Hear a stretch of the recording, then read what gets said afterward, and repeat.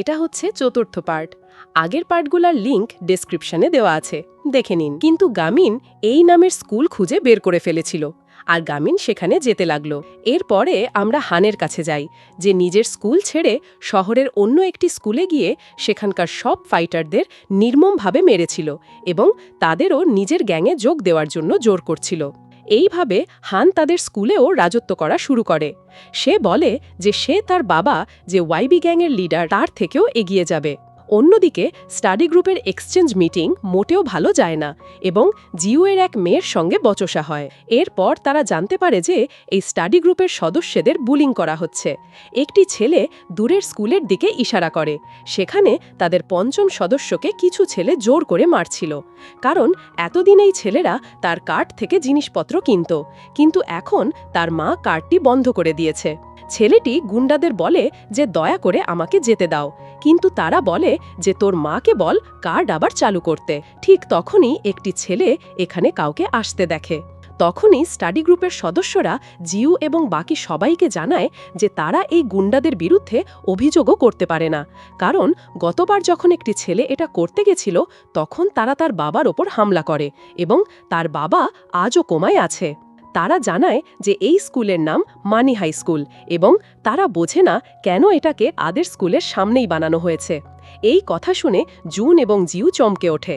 ওদিকে গামিন মানি হাই অর্থাৎ এই গুন্ডাদের স্কুলেই ভেতরে ঢুকে গেছিল। সে স্কুলের অবস্থা দেখে, যা খুবই খারাপ ছিল, এবং সিঁড়িতে রক্তও পড়েছিল। দুজন ছেলে এবার তার কাছে আসে এবং তারা গামিনের ওপর হামলা করে। কিন্তু গামিন বুঝে গেছিল যে এখানে কি হয়। সে খুব বাজেভাবে তাদের মারতে থাকে। কিছুক্ষণ পর যখন একটি ছেলে বাইরে গিয়ে দেখে, তখন সবাই এখানে ওখানে পড়েছিল। গামিন তাকেও মারে এবং মানি হাইয়ের সেই স্টুডেন্টকে তার চশমা ফিরিয়ে দেয়। তখনই শেওন এবং বাকি সবাই তাকে ফোনে জানায় যে সে ভুল স্কুলে চলে এসেছে, তাকে মানিলাই স্কুলে যেতে হবে। এই কলের সময় সেই স্কুলের সবথেকে শক্তিশালী ফাইটার এখানে এসে যায়। তারা ফোনেই গামিন এবং তার লড়াইয়ের আওয়াজ শুনতে থাকে এবং ভাবে যে বেচারা সেই ছেলেটি তো এখন শেষ। ওদিকে গামিন এখন সেই ছেলেটিকে খুব মারতে শুরু করে এবং কিছুক্ষণের মধ্যেই তার কাজ শেষ করে দেয়। এরপর সে সেই ছেলেটিকে বাঁচিয়ে মানিলাইতে আসে এবং তারা তাদের কাজ শুরু করে এবং সেই অন্য স্টাডি গ্রুপ থেকে অনেক কিছু শেখে। এরপর যাওয়ার সময় সেই মেয়েটি জিউয়ের কাছে রূঢ়ভাবে কথা বলার জন্য ক্ষমা চায়। ঠিক তখনই সেই ছেলেটি গামিনকে পাশে নিয়ে যায় এবং তাকে গুন্ডাদের হাত থেকে বাঁচানোর জন্য ধন্যবাদও জানায় এবং তার কাছে ক্ষমাও চায়, কারণ ছোটবেলায় সে একবার গামিনকে তার স্টাডি গ্রুপে নিতে অস্বীকার করে দিয়েছিল। গামিনেরও মনে পড়ে যে এ তো সেই ছেলেটি গামিনের অনেক প্রশংসা করে। এরপর তারা ফিরে আসে। তারা অবশেষে নিজেদের জন্য আলাদা একটি ঘর পায়, যা ধুলোমাটিতে ভরা ছিল, কিন্তু গামিন বাকি সবার সঙ্গে মিলে এখানকার পরিষ্কার করে এবং তারা এই ঘরটিকে আগের থেকে ভালো বানাতে শুরু করে। মিস লিও তাদের দেখেন এবং মুচকি হেসে চলে যান। তিনি একজন শিক্ষকের কাছে আসেন এবং হানের বিরুদ্ধে কমিটি মিটিং বসানোর জন্য তার কাছে সমর্থন চান।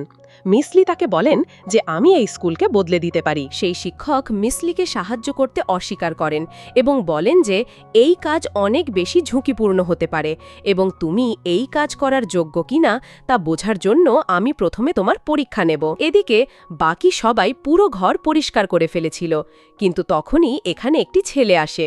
সেই ছেলেটি তাদের স্টাডি গ্রুপকে নিয়ে মজা করতে থাকে। গামিনের খুব রাগ হয়।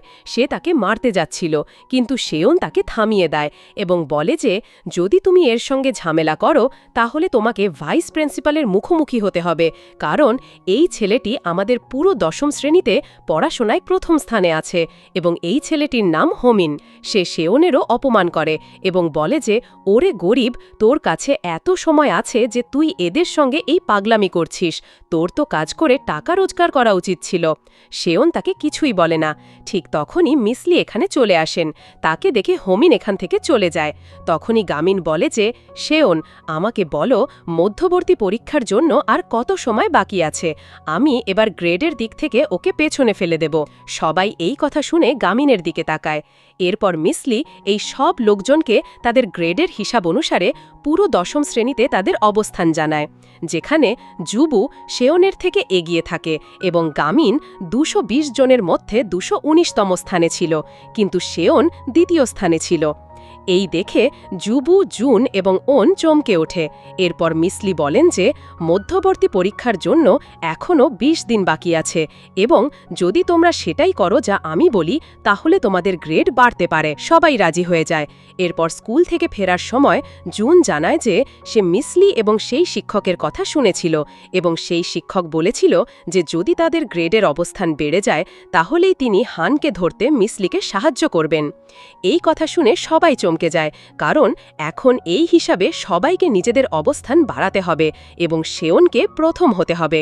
ঠিক তখনই শেওনের কাছে একটি মেসেজ আসে। শেওন বলে যে তার কিছু কাজ আছে। এরপর সে এখান থেকে চলে যায়। তাকে শ্রমিকের কাজ করতে আজ একটি কনস্ট্রাকশন সাইটে যেতে হতো, কিন্তু দেরি হওয়ার কারণে এখন তার বস তাকে বকা দেয় এবং আসতে বারণ করে দেয়। তখনই অতীতের একটি দৃশ্য দেখানো হয়। শেওন ছোটবেলা থেকেই পড়াশোনায় অনেক ভালো ছিল। একদিন যখন সে পুরো নম্বর পায় তখন সে খুশি হয় এটা দেখাতে বাড়িতে আসে, কিন্তু এখানে তার মা বাবা নিজেদের মধ্যে ঝগড়া করছিল এবং এই দেখে শেওনের খুব দুঃখ হয় এবং ছোটবেলা থেকেই সেই ছেলেটি হোমিন শেওনকে এই নিয়ে বুলিংও করত। ঠিক তখনই যাওয়ার সময় ওনও শেওনের কাছে চলে আসে। সে বলে যে আমিও এই রাস্তা দিয়েই যাচ্ছি। দুজন একসঙ্গে যাওয়া শুরু করে। ওন বলে যে তুমি সেদিন আমাকে সাহায্য করেছিলে এবং আমাকে বাঁচিয়েছিলে, তার জন্য ধন্যবাদ, এবং তুমি আমার সঙ্গে থানাতেও গিয়েছিলে। যদি তুমি না থাকতে তাহলে আমি একা কিছুই করতে পারতাম না। শেওন বলে যে আমি তো কিছুই করিনি, আসল কাজ তো গামিন করেছিল। সে গুন্ডাদের মেরে জিনকে বাঁচিয়েছিল এবং অন্য স্টাডি গ্রুপের ছেলেটিকেও গামিনী বাঁচিয়েছিল। সে তো কোনো সুপার হিরোর মতো। সে বলে যে তুমিও অনেক ভালো, তুমি নিজেকে কম ভেবো না। মনে আছে তুমি ডিসিপ্লিন কমিটির সদস্যের সামনে সেই কম্পিউটারটি ছুঁড়ে দিয়েছিলে, তুমিও শক্তিশালী। এই কথা শুনে শেওন একটু খুশি হয়। ঠিক তখনই হোমিন এবং বুলিং গ্যাংয়ের মেয়েরা তাদের দেখে ফেলে। হোমিন আবার শেওনকে বিরক্ত করতে থাকে। ওন যখন কিছু বলে তখন সেই মেয়েটি ওনকেও মারে এবং এই দেখে শেওনের রাগ হয়। শেওন পাল্টা আক্রমণ করে, কিন্তু অবশেষে সে মার খায়। তখনই এখানে গামিন চলে আসে। সে হোমিনকে নিজের একটি হাত দিয়েই মেরে শেষ করে দেয় এবং যখন মেয়েরা ভিডিও বানানোর চেষ্টা করে তখন গামিন একটি কিকেই তাদের ফোনগুলো হাওয়াতে উড়িয়ে দেয় এবং এই দেখে সবাই পালিয়ে যায়। কিন্তু শেওন গামিনের মধ্যে আসার জন্য খুশি ছিল না। সে যেতে শুরু করে। গামিন বলে যে আমরা তাদের হারিয়ে দিয়েছি, খুশি হও। কিন্তু শেওন বলে যে আমরা না, বরং তুমি তাদের হারিয়েছ। সে দুঃখী হয়ে যেতে থাকে এবং বাড়ি এসে তার বাবাও তাকে মারেন, কারণ আজ সে কাজে যায়নি। তিনি বলেন যে যদি তুমি কাজ না করো তাহলে সেই রিং কিভাবে শোধ করবে যা তোর মা আমাদের ওপর ফেলে গেছে। শেওন বলে যে আমি কাজ করতে অস্বীকার করিনি, আমি কাজ করার জন্য একেবারে তৈরি এবং আমি সেই ঋণও শোধ করব যা আমার না। কিন্তু মনে রাখবেন আমার মা হওয়ার আগে আপনার স্ত্রী ছিল। শেওন এখন রাগে বাড়ি ছেড়ে চলে যায়। তখনই গামিন এখানে আসে। সে বলে যে আমার সঙ্গে আমার বাড়িতে চল। শেওন মানা করে দেয়। গামিন বলে যে আমরা বন্ধু এবং বন্ধু একে অপরকে সাহায্য করতে পারে। শেওন বলে যে হ্যাঁ, বন্ধু একে অপরকে সাহায্য করে, কিন্তু এখানে তো শুধু তুমিই আমাকে সাহায্য করছো এবং আমি কিছুই করতে পারছি না। শেওন এখান থেকে চলে যায়। গামিনের কাছে তার মায়ের মেসেজও আসে, কারণ আজ আবার সে তার কারফিউ ভেঙে দিয়েছিল। গামিন এখন ট্যাক্সি নিয়ে বাড়ি যেতে থাকে, কিন্তু তার মোটেও ভালো লাগছিল না। সে বুঝতে পারছিল যে শেওনের কেমন লাগছে, কারণ সব জায়গায় হারলে কেমন লাগে গামিন এটা আগে থেকেই অনুভব করে ফেলেছিল। সে দেখে যে আজকেও সে সময় মতো বাড়ি পৌঁছতে পারবে না। ওদিকে শেওন দেখে যে হোমিন সব জায়গায় তাকেই খুঁজছে। শেওন তার থেকে লুকোতে থাকে, কিন্তু অবশেষে হোমিন তার সামনেই এসে যায়। সে শেওনকে এখন মারতে আসতে থাকে, কিন্তু শেওন এবার তার থেকে ভয় পায় না এবং ঠিক তখনই তার ফোনে কারোর কল আসে। শেওন সেটা তুলে নেয় এবং চমকে এখানে ওখানে দেখতে থাকে। হোমিন তার ওপর হামলাও করে, কিন্তু শেওন নিজেকে বাঁচিয়ে নেয় এবং এখন সে বারবার হোমিন থেকে বাঁচতে থাকে এবং তাকে মারেও। এরপর জানা যায় যে গামিন একটি ছাদ থেকে তাকে দেখছিল এবং সে শেওনকে লড়াই করার উপায় বলছিল, যার ফলে শেওন হোমিনের মুখোমুখি হতে পারে। কিন্তু তখনই তার ব্যাটারি শেষ হয়ে যায় এবং শেওন আবার মার খেতে শুরু করে। গামিন তাকে বাঁচাতে দৌড়ায় এবং এখানেই শেওন এখন হার মানে না। সে লড়াই করার জন্য আবার উঠে দাঁড়ায় এবং হোমিনের মাথায় মেরে তাকে সেখানেই অজ্ঞান করে দেয়। গামিনও এটা দেখে এবং শেওনও খুশি হয়ে যায় এই জেনে যে সে একা নিজেও নিজেকে বাঁচাতে পারে। ওদিকে আমরা হান এবং হোয়ানকে দেখি। হোয়ান এই মাত্র তার বন্দুক দিয়ে কাউকে আক্রমণ করে এসেছে এবং এটা করে তার খুব মজা হয়েছে। অন্যদিকে গামিন এখন শেওনকে নিয়ে নিজের বাড়িতে চলে আসে। গামিনের মা বাইরেই বসে তার জন্য অপেক্ষা করছিল। তিনি বলেন যে তুমি আজ আবার দেরি করেছ এবং তুমি তোমার ফোনও ধরনি। গামিন তাকে বোঝানোর চেষ্টা করে, কিন্তু তিনি বলেন যে কাল স্কুল বদলানোর জন্য তৈরি থেকো। গামিন এখন চিন্তিত হয়ে যায়। শেওন তাকে বলে যে হয়তো তিনি সত্যি তোমার স্কুল বদলাবেন না, তিনি শুধু রেগে আছেন। কিন্তু গামিন বলে যে তিনি সিরিয়াস ছিলেন। তিনি যখনই আমাকে কিছু করার জন্য বলেছেন তখন তিনি সবসময় এইভাবে তার সিদ্ধান্ত শুনিয়েছেন। ঠিক তখনই তার মা এখানে আসেন। তার কাছে কিছু কাগজ ছিল। তিনি গামিনকে বলেন যে এর মধ্যে থেকে নিজের জন্য অন্য একটি স্কুল বেছে নাও। আমরা কালই তোমার বদলি করানোর জন্য স্কুলে যাব। এরপর রাতে গামিন শেওনকে জানায় যে মিসলি তার ব্যক্তিগত শিক্ষকও ছিলেন। গামিন বলে যে কিন্তু এখন এই সবের কোনো মানেই নেই। তখনই শেওন জিজ্ঞেস করে যে যখন তোমার মায়ের তোমার কম গ্রেড নিয়ে কোনো সমস্যা নেই এবং তোমাকে টাকারও চিন্তা করতে হয় না, তাহলে তুমি এত পরিশ্রম করে পড়ে ভালো গ্রেড কেন আনতে চাও? গামিন কোনো উত্তর দেয় না। আসলে গামিনের বাবা একজন অনেক সফল মানুষ ছিলেন এবং এই কারণেই সবাই ছোটবেলা থেকেই গামিনের ওপর চাপ দিতে থাকত যে গামিনও একদিন তার বাবার মতোই সফল মানুষ হবে।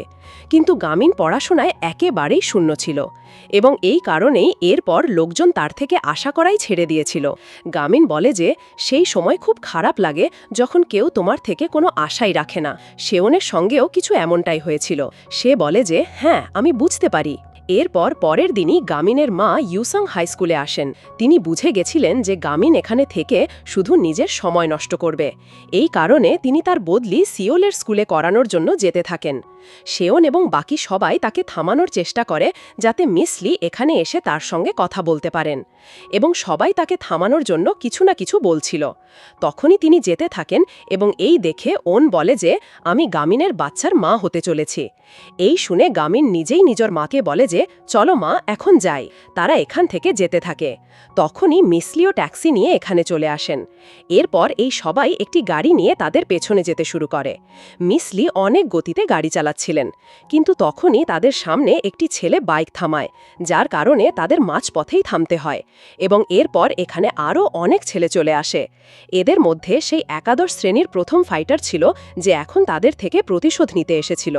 কিন্তু জুবু এবং জুন মিলে এই সব লোকের সঙ্গে লড়াই করে এবং তাদের মারতে শুরু করে। এরপর জুবু জুনকে বলে যে আমি একাই এদের সবাইকে সামলে নেব, তোমরা সবাই গামিনের পেছনে যাও। এরপর মিসলি আবার গাড়ি ছোটান এবং তারা গামিনের পেছনে যেতে থাকে। এখানেই জুন এখন সেই একাদশ শ্রেণীর প্রথম ফাইটারের সামনে লড়াই করার জন্য তৈরি ছিল। সে আগে অনেকবার হেরেছিল, কিন্তু গামিনের সঙ্গে দেখা হওয়ার পর সে রোজ সকালে গামিনের সঙ্গে প্রশিক্ষণ নেওয়া শুরু করে দিয়েছিল এবং গামিন তাকে তার একটি বিশেষ কৌশল অর্থাৎ ড্রাগন কিক শিখিয়েছিল। জুন সেই ছেলেটির ড্রাগন কিক মারতে যায়, কিন্তু এখনও সেই কৌশলটি ভালোভাবে শিখতে পারেনি। ওদিকে সেই সব লোক গামিনের মায়ের কাছে পৌঁছে যায়। ওন বলে যে ম্যাডাম, আমি গর্ভবতী নই, সেই কথাটা মিথ্যে ছিল।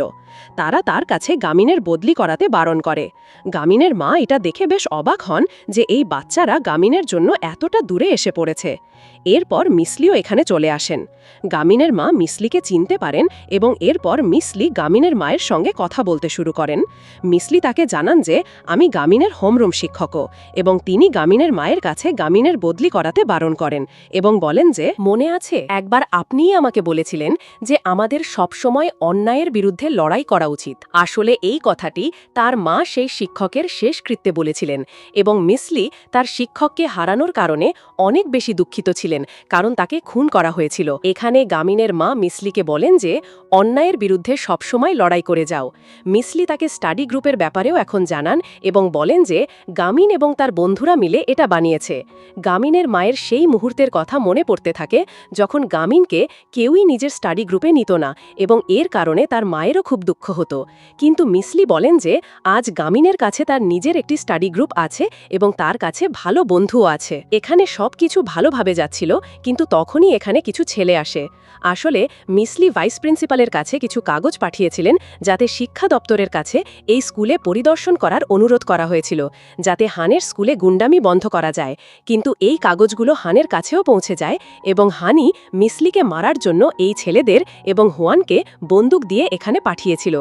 মিসলি তাদের বলেন যে তোমাদের যা করতে হয় কিছুক্ষণ পর করো, এখন এখানে খুব জরুরি কথা চলছে। কিন্তু তারা এখন মানে না এবং মিসলির ওপর হামলা করতে আসতে থাকে।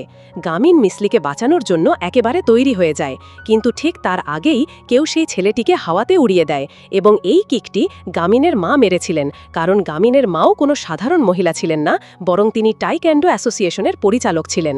এরপর গামিনের মা বলেন যে বাচ্চারা, এখন এখানে যা হতে চলেছে তা গিয়ে নিজেদের মা বাবাকে বলো না, কারণ আমি পছন্দ করি না যে দুজন বাচ্চার বাবা মা নিজেদের মধ্যে লড়াই করুক। এরপর গামিনের মা গামিন এবং জিউ এই লোকজনকে মারা শুরু করে দেন। গামিন নিজের মাকে জিউয়ের ব্যাপারে জানায় যে অনেক ভালো ফাইটার ছিল, সে শেওন এবং ওনের ব্যাপারেও তাকে জানায়, যারা পুলিশকে ফোন করার চেষ্টা করছিল। এখানে মিসলিও সঙ্গে সঙ্গে সেই গোয়েন্দাদের ফোন করে দেন এবং তখনই হোয়ানো মিসলির ওপর গুলি চালায়, কিন্তু তার লক্ষ্য ভুল হয়ে যায়। তবে সে আবার বন্দুক তাক করে। গামিন মিসলিকে বাঁচাতে দৌড়ান এবং গামিন বন্দুক ধরে বাঁকিয়ে দেয়, কিন্তু এতে সেখানে লাগানো কাঁচ ভেঙে যায়। গামিন মিসলিকে বাঁচিয়ে নেন এবং ভাঙা কাঁচ গামিনের মায়ের উপরে পড়ে, যার কারণে তিনি অনেক বেশি আহত হয়ে যান। এই দেখে গামিন অনেক বেশি চমকে যায়। এরপর পরের দিন সকালে গামিন ঘুম থেকে ওঠে। সে সোজা স্কুলে যেতে থাকে। আজ গামিন অনেক বেশি রাগে ছিল। সে সরাসরি ছাদে গিয়ে হানকে মারতে যাচ্ছিল, কিন্তু এখানে হানের ৩ জন দেহরক্ষী ছাত্র তাকে ধরে ফেলে। হান গামিনের কাছে আসে এবং বলে যে মনে হচ্ছে তুই তোর মায়ের হাসপাতালে ভর্তি হওয়ার কারণে অনেক রেগে আছিস। ঠিক তখনই ঘোষণা করে ভাইস প্রিন্সিপাল সব বাচ্চাদের একটি জিম রুমে জড়ো হওয়ার জন্য বলেন এবং হান নিজের ৩ জন দেহরক্ষী ছাত্রকে বলে যে একে এত মার যে সে তার মায়ের পাশে হাসপাতালে ভর্তি হয়। এরপর সে চলে যায়। এখানে একটি ছেলে কিমসুন, যে ৩ জনের মধ্যে সবথেকে শক্তিশালী ছিল, সে বলে যে আমাদের একসঙ্গে হয়ে এর ওপর হামলা করা উচিত নয়, এ অনেক দুর্বল হবে। এরপর দুজন যেতে থাকে, কিন্তু গামিন বলে যে দাঁড়াও, একসঙ্গে এসো।